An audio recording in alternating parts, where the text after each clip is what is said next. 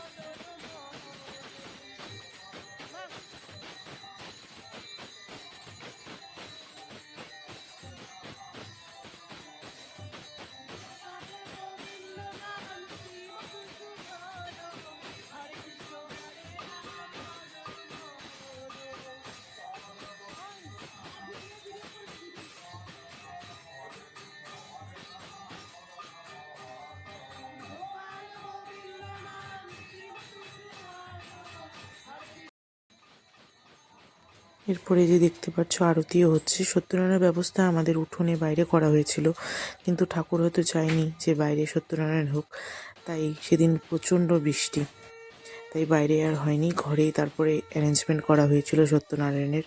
আসলে ঠাকুরের ইচ্ছে ছাড়া কিছুই সম্ভব নয়, তাই ঘরেই হলো।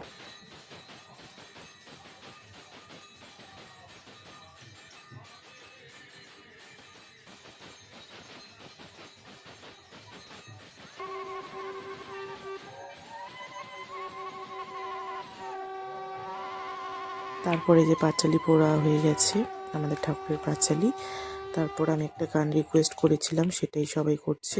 আর ওই দেখো সামনে আমি নাচছিলাম, মানে সবাই। আমি তো খুব ভালোবাসি এরকম সত্যনারায়ণ।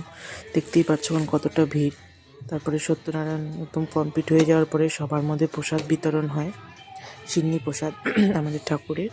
তো তারপর একটু ফাঁকা হওয়ার পরে, মানে প্রসাদ দেওয়ার পরে আমি আমার জন্মদিনের কেক কাটি। তো কোনোবার জন্মদিন এভাবে সেলিব্রেশন হয়নি। এবার বাড়িতে ঠাকুরের সত্যনারায়ণ সেবার মাধ্যমে দিয়ে আমার জন্মদিন করা হলো। সত্যি খুবই আনন্দিত এবং খুবই ভালো লেগেছে। সবাই আশীর্বাদ করো যাতে যাতে অনেক বড় হতে পারি, জীবনে দাঁড়াতে পারি।